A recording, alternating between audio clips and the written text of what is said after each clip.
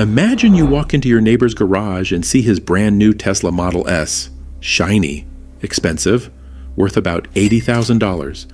Now imagine you somehow convince him to let you borrow it for a week, promising to return it in perfect condition. But here's where it gets interesting. Instead of driving it around, you immediately take that Tesla to a car dealer and sell it for $80,000 cash. Your neighbor has no idea. You pocket the money and wait. A week later, Tesla announces a massive recall. All Model S cars are suddenly worth only $50,000. You rush to another dealer, buy the exact same model Tesla for $50,000, drive it back to your neighbor's garage, and return his borrowed car. Your neighbor gets his Tesla back. You keep $30,000 profit. Congratulations, you just learned short selling. And yes, this happens every single day on Wall Street with billions of dollars at stake. But what happens when your bet goes horribly wrong? What happens when instead of dropping to $50,000, that Tesla somehow becomes worth $150,000? That's when short sellers lose everything. And I mean everything. Let's start with the most obvious question. How do you sell something you don't actually own? The answer lies in a system that most people never think about. When you buy stocks through your broker, whether that's Fidelity, Charles Schwab, or Robinhood, those stocks don't actually sit in your personal vault somewhere. They sit in your broker's vault in something called street name. This means your broker technically holds millions of shares from thousands of different investors. Apple shares, Tesla shares, GameStop shares all mixed together in one giant digital pile. Now here's where short selling becomes possible. Your broker can lend out those shares to other people. Think of it like a library, but instead of borrowing books, traders borrow shares. Let's say you want a short Apple stock, currently trading at $180 per share. You call your broker and say, I want to borrow 100 Apple shares. Your broker finds 100 Apple shares sitting in their vault, maybe from some retiree in Florida who bought them years ago and forgot about them. The broker lends you those 100 shares. You immediately sell them on the stock market for $18,000, but you still owe the broker 100 Apple shares back at some point. This is called going short or having a short position. If Apple's stock price drops to $150 per share, you can buy 100 shares for $15,000 and return them to your broker. You keep the $3,000 difference as profit. But, and this is crucial, if Apple's stock goes up to $220 per share, you still have to return those 100 shares. Now you need $22,000 to buy them back.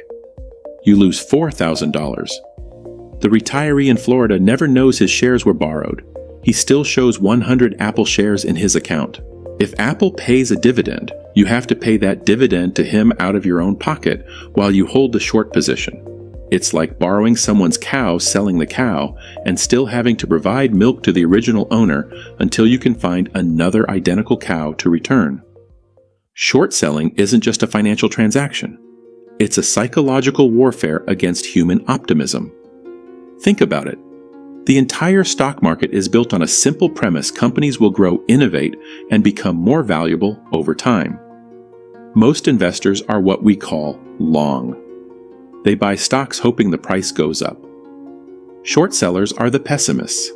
They look at a company everyone else loves and say, this is garbage, this is overvalued, this company is going to fail.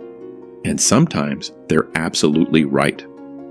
In 2001, a hedge fund manager named Jim Chanos looked at Enron, a company worth $90 billion, beloved by Wall Street analysts, featured on magazine covers as the most innovative company in America. Chanos dug into their financial statements and found something disturbing. Enron's profits didn't make sense. Their cash flow was terrible. They were using accounting tricks to hide massive debts. Chanos went short on Enron stock when it was trading around $80 per share. Everyone called him crazy. Enron was the 7th largest company in America. How could it possibly be worthless? By December 2001, Enron had collapsed completely. Stock price 26 cents per share. Chanos made hundreds of millions of dollars by betting against what everyone else believed was a sure thing. But short selling requires a specific type of personality. You have to be willing to stand against the crowd. You have to be comfortable being wrong for months or even years before being proven right. Most importantly, you have to stomach unlimited losses. When you buy a stock for $100, the worst case scenario is losing $100. The stock can't go below zero. But when you short a stock at $100, there's no limit to how high it can go. $200, $500, $1,000. Theoretically infinite. Your losses can be unlimited. This is why Warren Buffett once said, "Short selling is like picking up pennies in front of a steamroller."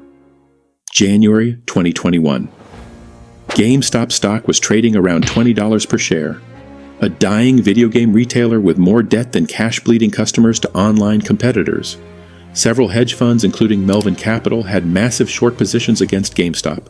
They borrowed millions of shares and sold them betting the stock would drop to maybe $5 or even $2 per share. It made perfect sense. GameStop hadn't been profitable in years. Physical video game sales were declining. The company seemed destined for bankruptcy. But then, something unprecedented happened. A group of amateur investors on Reddit, specifically a forum called Wall Street Bets, decided to buy GameStop stock en masse.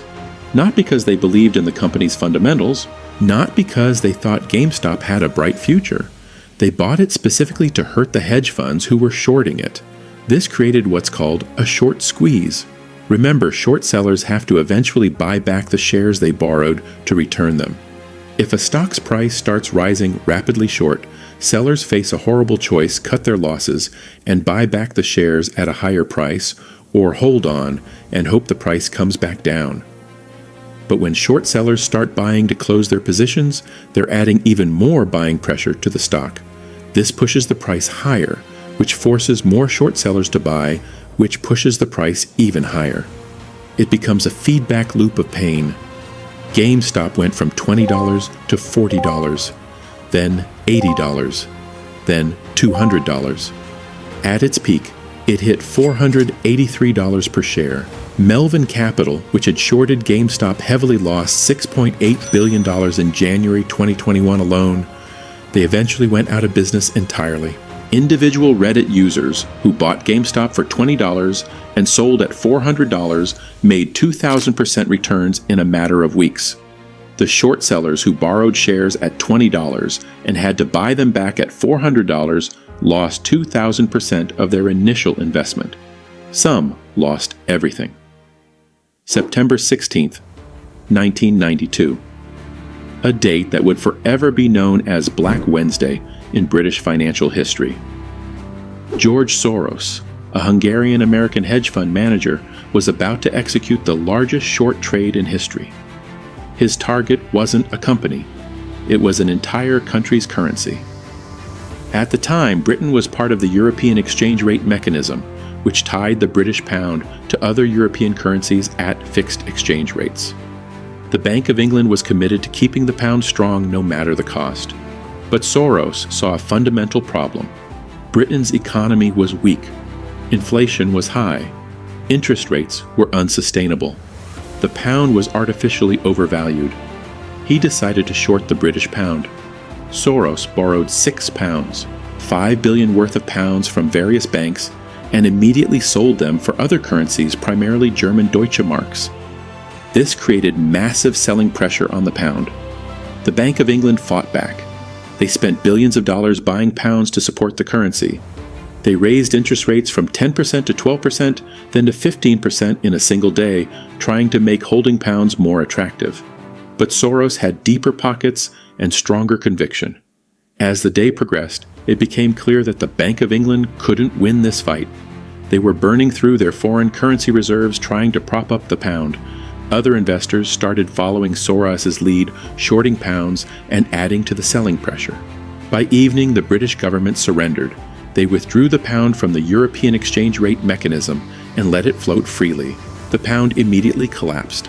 In a single day, it fell 15% against the Deutsche Mark and 25% against the US dollar. Soros made approximately $1 billion profit in one day. The British government lost an estimated $3.4 billion. From that day forward, George Soros was known as the man who broke the Bank of England. But here's what most people don't understand. Soros wasn't trying to hurt Britain. He was simply betting on what he believed was an inevitable economic reality. The pound was overvalued. The British economy couldn't sustain the artificial exchange rate. Short sellers often see themselves as truth tellers in a world of financial delusion. Professional short sellers aren't just pessimists throwing darts at a board. They're financial detectives, forensic accountants, and investigative journalists rolled into one. Their job is to find companies that look successful on the surface, but are hiding fundamental problems underneath. Carson Block, founder of Muddy Waters Research, has made a career of exposing fraudulent Chinese companies trading on American stock exchanges. His process is meticulous and ruthless. First, he identifies red flags, companies with unusually high profit margins, revenue growth that seems too good to be true, management teams with questionable backgrounds. Then comes the real detective work. Block sends investigators to China to physically visit company facilities. They count trucks going in and out of warehouses, they interview former employees, they analyze satellite imagery to verify claimed production capacity. In 2011, Block published a report on Sino-Forest Corporation, a Chinese forestry company trading on the Toronto Stock Exchange. The company claimed to own vast timber plantations across China worth billions of dollars. Block's investigation revealed that most of these plantations either didn't exist or weren't owned by Sino-Forest. The company was essentially a massive accounting fraud. Block shorted Sino-Forest stock and published his findings. The stock price collapsed from $25 per share to under $1. The company eventually went bankrupt. But short sellers face a unique ethical dilemma. They profit from other people's losses. When Block exposes a fraud and shorts the stock, he's simultaneously warning investors about a scam and betting against them. Critics argue this creates a conflict of interest. How do we know short sellers aren't spreading false information to manipulate stock prices? The answer lies in accountability. When Carson Block publishes a short report, he's legally liable for the accuracy of his claims. If he's wrong, he faces potential lawsuits and regulatory action. If he's right, he saves other investors from losing money to fraudsters. Short sellers also face enormous personal risk. If they're wrong about a company, they don't just lose money, they lose credibility. In the short-selling world, reputation is everything. This is why successful short sellers tend to be extremely thorough in their research. They can't afford to be wrong. Today, most short selling isn't done by individual investors or even traditional hedge funds. It's done by computers.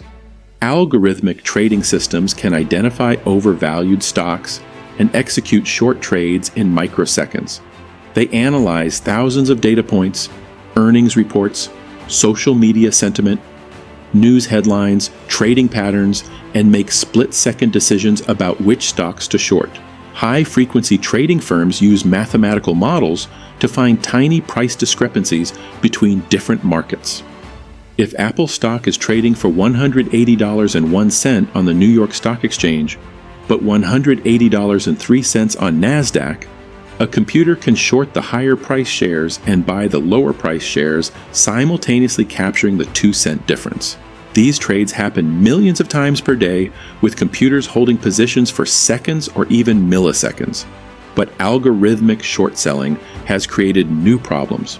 In 2010, something called the flash crash demonstrated how computer-driven short selling can amplify market volatility. On May 6, 2010, the Dow Jones Industrial Average dropped nearly 1,000 points in a matter of minutes before recovering most of the losses. The crash was triggered by a single large sell order executed by an algorithmic trading system.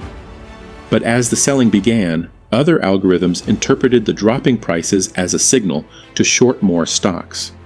This created a cascade of selling that nearly broke the entire market. Individual investors watched their portfolios lose thousands of dollars in real time, only to see the losses mysteriously disappear 20 minutes later when the algorithm stopped trading and human intervention stabilized prices. The flash crash revealed how short selling, when combined with high-speed computer trading, can create feedback loops that have nothing to do with actual company fundamentals or economic reality. Modern short selling has become a battle between algorithms. Humans increasingly find themselves caught in the crossfire of computer-generated trades they don't understand happening at speeds they can't comprehend. Governments have a complicated relationship with short selling. On one hand, short sellers provide valuable market functions. They identify overvalued stocks and fraudulent companies. They add liquidity to markets. They help prices discover their true value more efficiently. On the other hand, short selling can be used to manipulate markets and destroy healthy companies through coordinated attacks. This tension has led to a complex web of regulations that vary by country and change frequently during market stress. In the United States, short sellers must follow the uptick rule. They can only short a stock after its price has moved up. This prevents coordinated attacks designed to drive prices straight down. Short sellers must also locate shares to borrow before executing trades. You can't sell shares that don't exist. This rule was implemented after naked short-selling scandals where traders sold shares without actually borrowing them first. During the 2008 financial crisis, regulators temporarily banned short selling of financial stocks entirely. The theory was that short sellers were unfairly attacking banks and making the crisis worse. But many economists argue this ban actually made things worse. Without short sellers providing price discovery, investors had no way to gauge how bad the financial system's problems really were. Uncertainty increased, and markets became more volatile, not less. The European Union has even more restrictive rules. Short sellers must publicly disclose positions above certain thresholds. In some cases, they must report their positions to regulators in real time. These regulations create an interesting paradox. The more governments try to control short selling, the more valuable short selling becomes. If only a few players can navigate the regulatory complexity, they have less competition and potentially higher profits. Professional short sellers have teams of compliance officers and lawyers specifically to manage regulatory requirements. Individual investors trying to short stocks often find themselves trapped by rules they don't understand. The result is a two-tiered system where sophisticated institutional investors can short sell freely while retail investors face significant barriers. Here's the brutal mathematical reality of short selling that most people don't fully grasp until it's too late. When you buy a stock, your maximum loss is 100%. If you buy a stock for $100 and it goes to zero, you lose $100. That's it. You can't lose more money than you invested, but when you short a stock, your maximum loss is infinite. Let's walk through a real example. Tesla stock, January 2020. Tesla was trading around $90 per share. Many professional investors thought it was overvalued. Electric vehicles were still a tiny portion of the car market. Tesla had a history of production problems and missed deadlines. The company had never had a profitable year. David Einhorn, a famous hedge fund manager, shorted Tesla stock. His logic was sound. Tesla was losing money burning cash and trading at a valuation that assumed they would dominate the entire automotive industry. But then Tesla started hitting production targets. Electric vehicle adoption accelerated faster than anyone expected.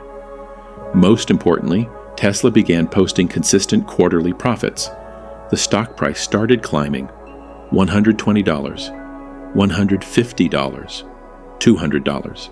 Short sellers faced a horrible choice: close their positions and accept losses, or hold on and hope the stock would eventually come back down. Many held on. Tesla hit $300, then $400, then $500. By January 2021, Tesla stock peaked around $900 per share, a 1,000% increase from the January 2020 price.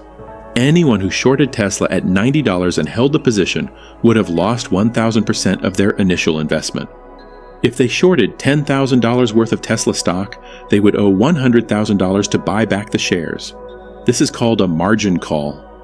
When your losses exceed a certain threshold, your broker forces you to either deposit more money or close your position immediately at whatever the current market price is. Many Tesla short sellers were forced to declare bankruptcy. The mathematics get even more brutal when you consider compound losses. If you short a stock that doubles, you lose 100%. If it doubles again, you lose another 200% of your original investment. If it doubles a third time, you lose another 400%. Your losses don't just add up, they multiply. This is why experienced short sellers never bet their entire portfolio on a single short position. They diversify across multiple shorts, use stop-loss orders to limit maximum losses, and always keep enough cash reserve to handle margin calls. But even professionals get wiped out.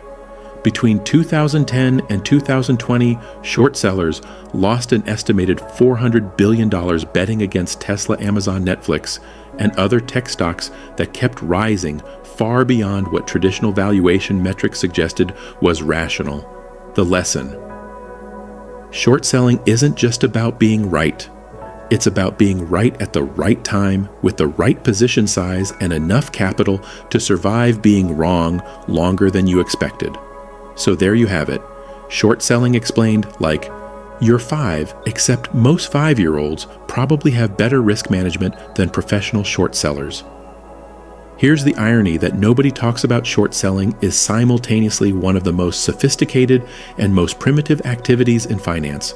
Sophisticated because it requires deep research, complex regulatory compliance, and mathematical precision to execute properly. Primitive because it's essentially just betting that other people are wrong about something they believe in. But here's the part that should keep you awake at night. In 2023, total short interest across all U.S. stocks reached $1.2 trillion. That's $1.2 trillion worth of bets against American companies held by investors who think these businesses are overvalued or fraudulent. They might be right. They might be catastrophically wrong. Either way, when those positions unwind, whether through profits or losses, the ripple effects will touch every retirement account, every pension fund, and every 401k in the country. Sleep well.